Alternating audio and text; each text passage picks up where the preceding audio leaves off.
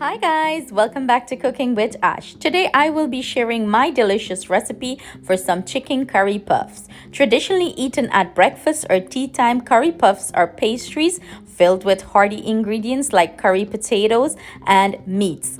These savory pies originated in Malaysia and Singapore but have expanded to other latitudes, taking on local flavors. So today, guys, I will be showing you in depth how to make these delicious goodies. If you haven't subscribed yet, I hope you consider subscribing to my channel. To all my subscribers, sending you my thanks, gratitude, and love.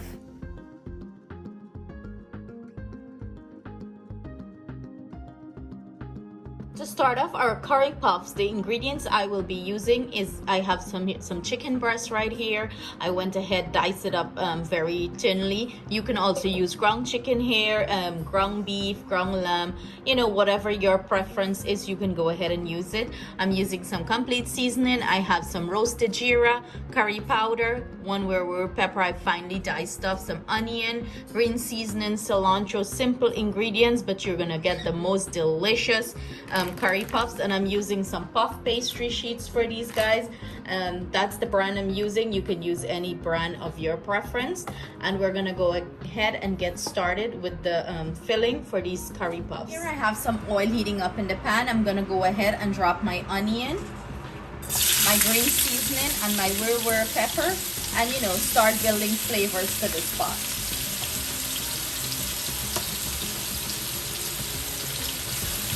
Now that my onion became translucent, I'm gonna go ahead and add our roasted jeera here, and I'm gonna add our curry powder, and we're gonna start to fry these up to release, cook that spice, cook the rawness out of the curry.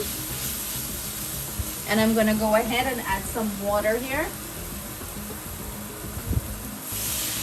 and we're gonna proceed to cook the rawness out of this curry powder. To this, I'm gonna add salt to taste, and I'm gonna go ahead and add some complete seasoning.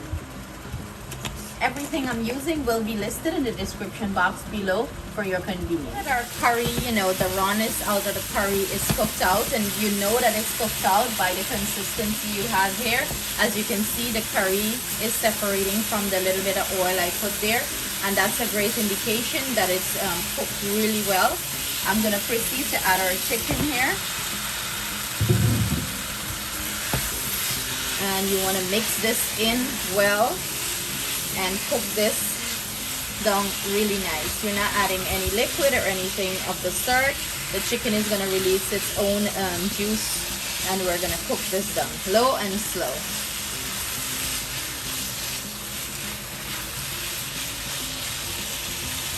Now that our chicken is completely cooked, I'm going to go ahead and add our cilantro and turn off the heat on this. We're gonna let our filling sit and cool down room temperature, and then we're gonna proceed to stuff our pastry dough and finish these. Now that our filling has been completely cooled down, I have 1 egg beaten here, and I have some toasted sesame seeds. This is optional if you don't want to use it. And this is what our puff pastry dough is looking like. I took it out from the refrigerator, put it in the fridge overnight, and 10 minutes before I was ready to use it, I took it out of the fridge, bring it to room temperature. So we're gonna proceed to start filling this. And I'm doing about a tablespoon here. And this depends on the size you're using.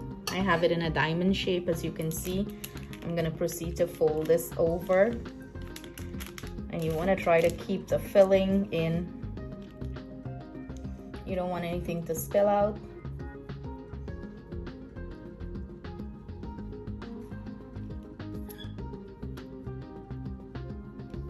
And at this point, you can use a fork and you can crimp the ends, or you can do the folding, press and fold motion.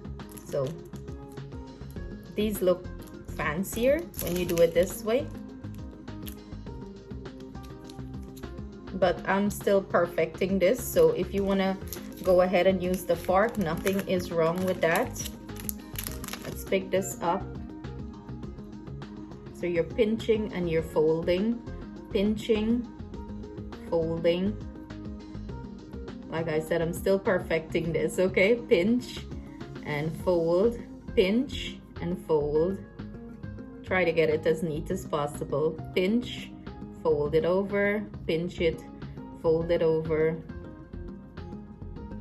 pinch, fold, pinch and fold. That's all I can say, guys. Pinch it, fold it. And this, you know, this is going to make sure that the ends are nicely sealed. You want it to be nicely sealed so your filling doesn't, you know, seep out.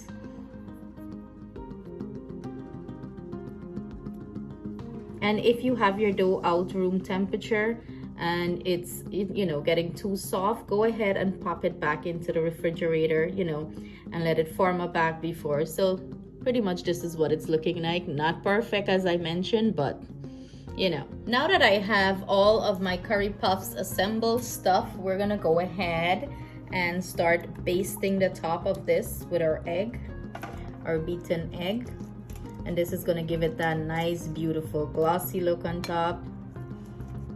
Rich, beautiful color. So I'm gonna keep on doing this.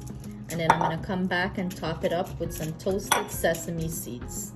Now that I went ahead and brushed all of our curry puffs with that egg on top, I'm gonna go ahead and start to drizzle some toasted sesame seeds. And again, guys, this is optional.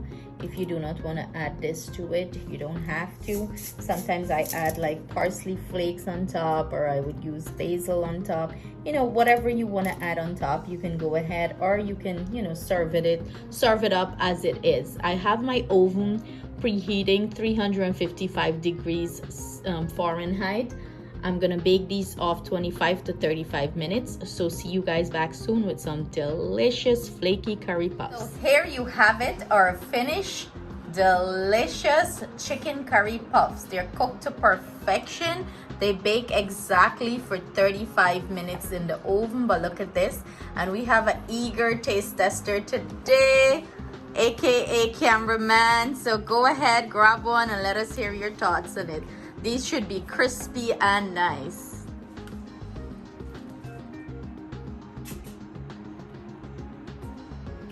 That's really good. Turn it around, let's see. That's actually really good. Look at that, guys. That beautiful flaky pastry filled with that delicious chicken. Oh my God, guys, you're gonna enjoy this. Give us another bite. He just got home from school, guys. Do I have another one? No. So thank you guys so much for joining us in the kitchen.